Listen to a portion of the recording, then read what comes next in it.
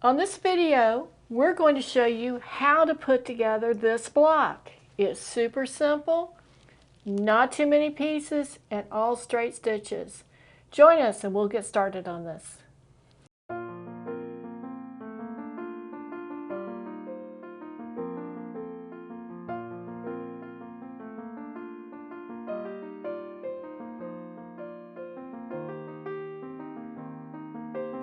And welcome back to the Shamrock Quilt Studio.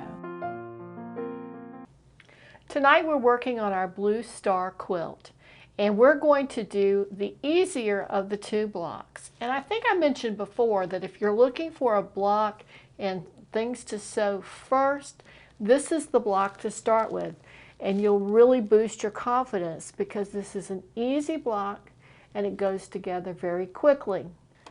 So what is this block? I'm calling it the plain block. And quite simply, it's 5 pieces, 4 seams, 3 sizes, 2 colors for 1 block. And I'm going to show you how to put that together. We're going to take this design, these pieces of fabric to get this block. And like I said, it's super simple. So let's talk about it just a minute and then we'll get started sewing. On this block, it's essentially one big white block with a blue smaller block in the middle. And the way we're going to create that is we have the one blue block, then we have 2 white pieces that flank it on both sides, and then we have 2 larger white pieces that go across the top or across the bottom and across the top. And we're going to put that together. I'm going to slide this over a little bit so we've got a little bit more room. And this is the companion block to the Sister's Choice block for this quilt. Here's one that I've put together. And as you can see, the back side is very neat. Very few seams. It's easy, and I think you'll find it very satisfying to put together. Now, one of the things about this and this whole project is that it's strip piecing, and we're going to do it on the machine. So what we've done is we've cut all of the pieces to get all 12 of these blocks. One is already complete, and here are the other 11, I think, if I've counted right. And what I have done is I have cut enough 5.5 by 13-inch strips so that we have 2 pieces for each block. Then I have cut 5.5 by 3-inch strips, and we have 2 for each block. And then we have 1 3 by 3 blue block that's going to go in the center. Now, the way we make this faster is we sew all like seams together at one time. That's why I mentioned on a previous video to make one block ahead of time so you can see how it's working for you and if you need to adjust anything. For example, I've got my machine set exactly at 1/4 inch. The needle from the little bar on the side of the foot is going to give me exactly that 1/4 inch seam. And I've set my machine so I have a stitch length of 2.6, which is a fairly small stitch, but it's not so tiny that if you do find you have to take it out, you'll be unable to do it. Now, I've gotten a little bit of a head start because I want you to see this and how quickly it comes together.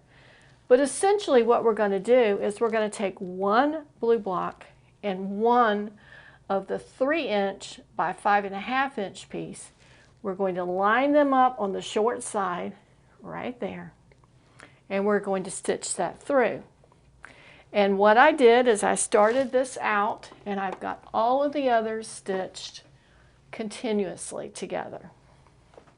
So it's easy peasy. We're not pinning these because we've got a guide on the foot, and we can match that little 3-inch seam up each and every time so that we've got it dead on where it needs to be.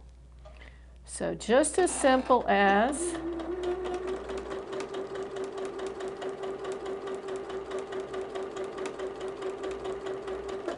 that, and we're done. Now you just repeat that. Pull up your next piece, line it up, stick it through, and just run it through continuously. There's no need to cut the threads in between. There's no need to stop it and start it or tack it into place or knot it, anything like that. If you're using a stitch length that is small enough, then that will not be necessary.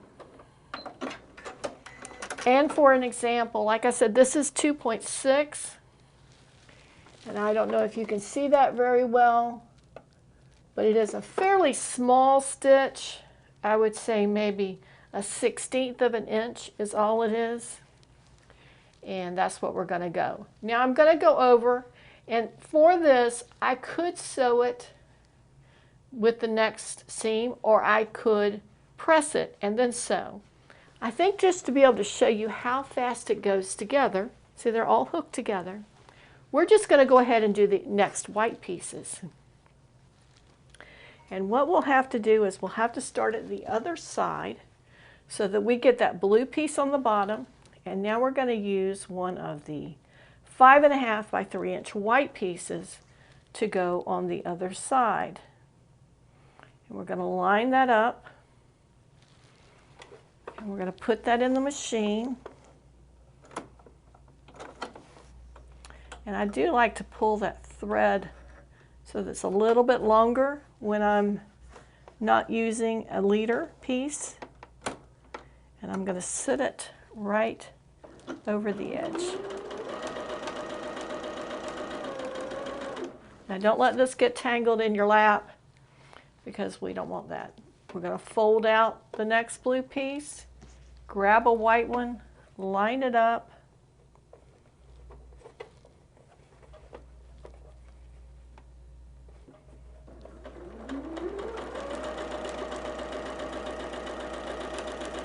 two down. Now we're not using any pins because pins take time to put in. Pins get caught in the machine. They make your fabric go all wonky, so we're trying to avoid that if all possible. If you're not quite as confident and you want to use a pin or a clip, please do that. And I think you'll find that within a few passes, you'll be ready to proceed without it. I really do like this 1/4 inch foot because it takes the guesswork out of keeping your fabric in place. And I think I mentioned before that for some reason I start sewing and my seams start getting crazy, and I have to be careful that I'm sewing fast enough that it doesn't take too long, but I'm not sewing so fast that I get out of sync with the sewing itself.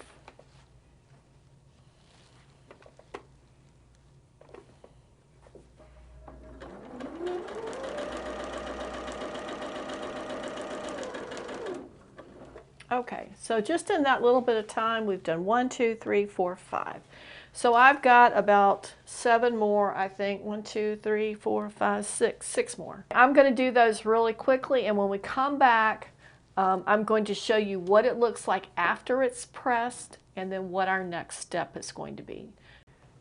Okay, thanks. I had to take just a little bit of a break there to finish sewing these, and I took them to the ironing board and I pressed them. So now I left them all together in one strip. It kind of looks like some kind of costume. But what we have is we have all of these pieces sewn together in one strip, and they are pressed now so that if I could get one untangled, let's just cut one off at the end. We are going to cut them off for the next step. But you see, I've sewn one strip of white onto each side of the blue. And then on the back side, let's cut those threads off so we can see what we're doing. On the back side, I have pressed it so that the white presses over on top of the blue, and then you have no shadow on the back from the blue. Now, we're going to do something almost as easy as we just did. We're going to sew one of those wider strips onto each side of this. And since you're not going to have to match up anything, it should go on just about as quickly. So, let's see what we are doing here with our first one. We're going to lay down the white strip. This is 5.5 by 13. And we're going to lay this one down so that the finished edge is touching the top of this one. And you may see that there's a slight variance in the length of the fabric, and that's because of the seam. Sometimes your seam may be slightly off, or sometimes when you press it, you didn't press it enough that it's pulling right to the edge of that stitching. So we're going to start with the first end point to point. So we've lined up here, we've lined up here. And we're going to start that. And I am, in this case, pardon me, going to get just a little scrap of fabric here to start our seam with. This will eliminate any possibility, I believe, of getting a bird's nest or just a big blob of thread underneath your into your fabric. And then we're going to line up those points, and we're going to start that seam using that 1/4 inch foot. And we're going to stitch down probably about 1/3 of the way of that white strip. And then we're going to reach here in the blue, and we're going to tug it just a little bit. And then we're going to take the end of the strip and touch it to where the end of the other strip is.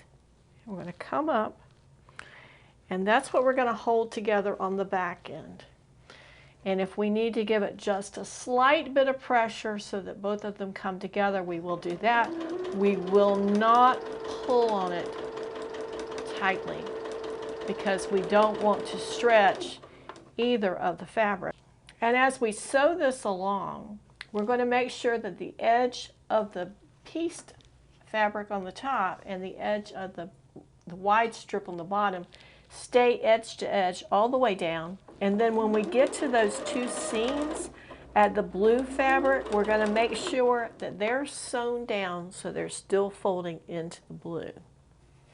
That's going to be the trick in getting us a nice sharp design with very little visible seams. And then if we're strip piecing, we're just going to keep going with every one of these to one strip. And I'm going to do a couple of more on camera so you can see how quickly that is, but I need to cut these apart first. It's going to be exactly the same type of technique that we used before. This is just a little longer fabric, and we have two seams in the middle to deal with. Okay, then we started our second one. We're lining up the edges, and then we're going to line up the end of the fabric. Now this one, the fabric on top ended up being a little bit longer. If that's the case, we're not going to stretch it quite as much. We just want to pull it snug so that it's nice and flat, and we make sure we get that seam open in the middle. And again, we've sewn that blue seam, or we've sewn the center seams into the blue. So there's two. And as quick as we can line it up, we can get the third one in there.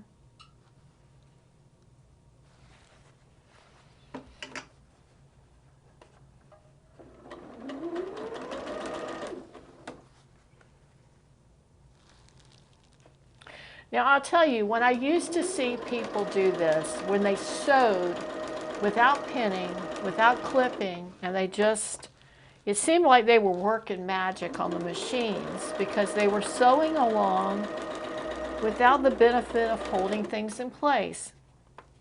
And I think because I initially started sewing clothing and home good things, curtains or other things like that, where you had lots of curves, that's where the pinning is very important. But when you're doing something like this where you just have straight seams and you can physically line them up, it's faster not to do it. Now when we move on to Sister's Choice, because we're going to be lining up blocks where seams and points come together, that's when we're going to have to pin. And we're going to use probably what you would consider a lot of pins so that we get it lined up. I think eventually you could probably get to the point where you could manage it without the pins, just being very careful when you sew to get them lined up, but initially we use that. So just in that little bit of time, we have 3 put together, and there we go. That's the center strip, and then one of the other strips, and what we're going to do is we're going to sew the other side to it. And I'm just going to go ahead and do these 3 so you can see how that goes together. Like I said, this is really, in my thinking, a very easy block. There's nothing super difficult that goes along with it. You're letting your machine do all the work by using that 1/4 inch foot. Now, the way I've lined this up probably wasn't the best, because what I did was I ended up putting the white fabric on top. And because I did that, I can't see the seams on the blue. So I'm going to go ahead and sew this one, and then the next one we'll flip it around and do it the other way, because we're less likely to have a problem with those center seams if we can see the seams.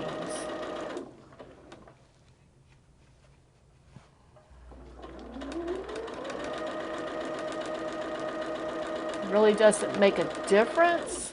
I mean, either one is totally acceptable, but I think the other way you can actually see it when it's happening, so there's less chance of having to rip it out.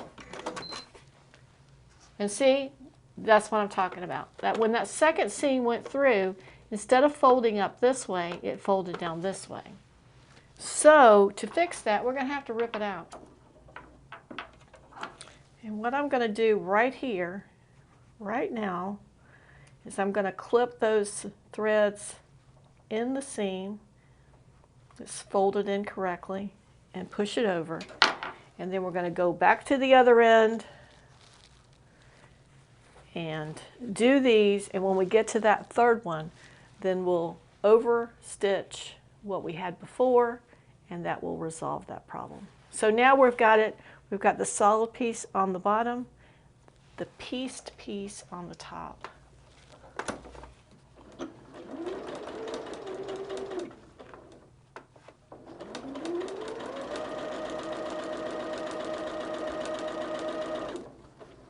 It does sometimes feel a bit like magic when it goes together properly, but when it doesn't, then you get very frustrated very quickly. And that's what I'm trying to eliminate, is that frustration and that feeling that it's going to take forever. I think we all like to see new projects, and we like to see things come together quickly. And sometimes that's a challenge when you're quilting, because not everything comes together like that. What's going on here? Oh, that's right. I got confusing myself. Okay, we're putting the solid piece again on the bottom. I'm going to start stitching there at the very top, and then we're going to line it all up.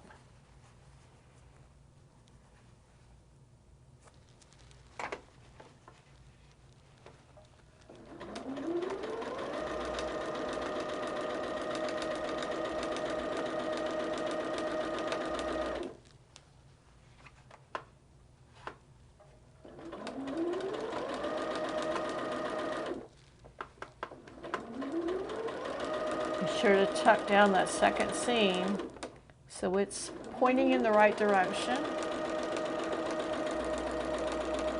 Okay, so 2 down, and we're back on that third one that we had the little boo-boo on. There it is. And we're going to line it up. You could just sew the portion that is incorrectly stitched, but I think I'm going to just quickly just run right down it. Give it a second stitch. And then right over where we did the seam ripping.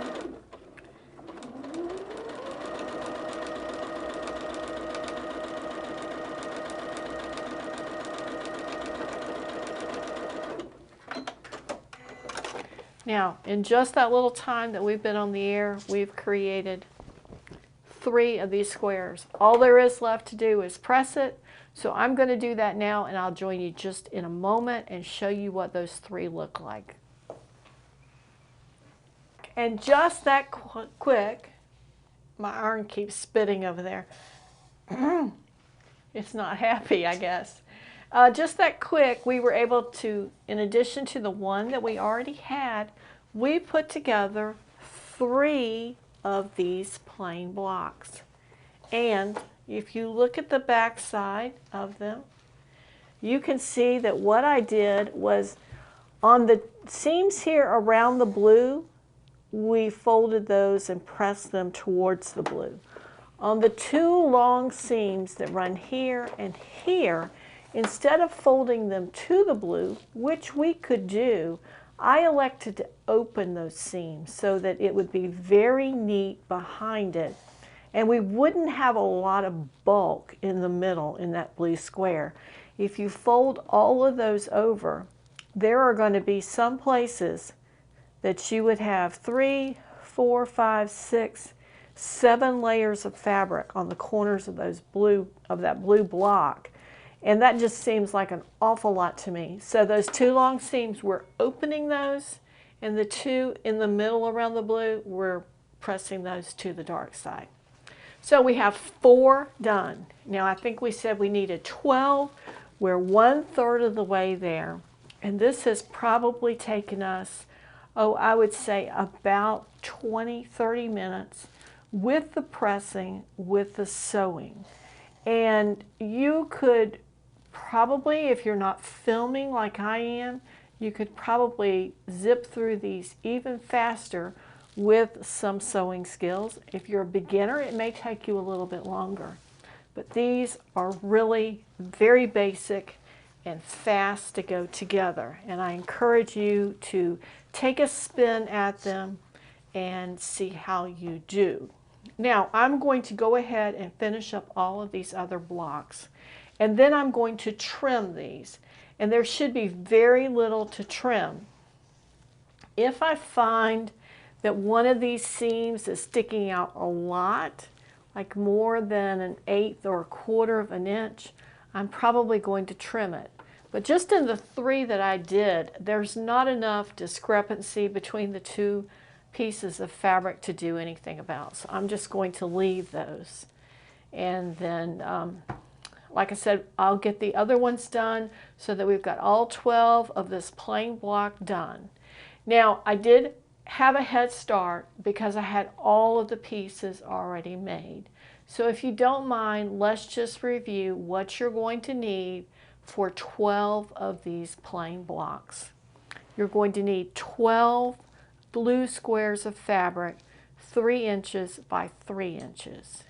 You're going to need 2 white strips of fabric, that would be this one and this one for each block. So that means that you will need 24 pieces of white fabric, 3 inches by 5.5 inches.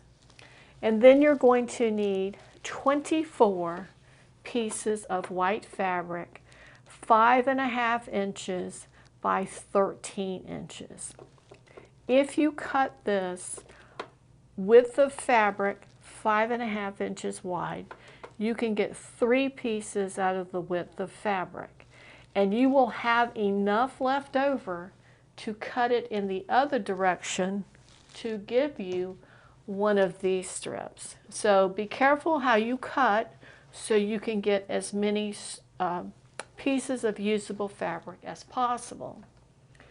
Now, that being said, I'm very stingy about my fabric, and if I can find a way to get an extra piece for my quilt out of the fabric, I will, because fabric can be very expensive.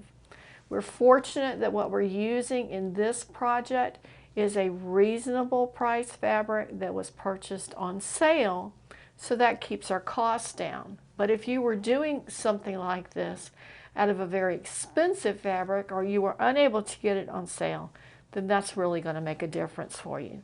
So always be careful when you're cutting and know what you're cutting, and always try one first to make sure that what you think you should be doing is what you're doing, because it only takes a slight movement of your ruler or misinterpreting 1/8 of an inch for 1/4 of an inch or 1/2 an inch to throw everything out of whack.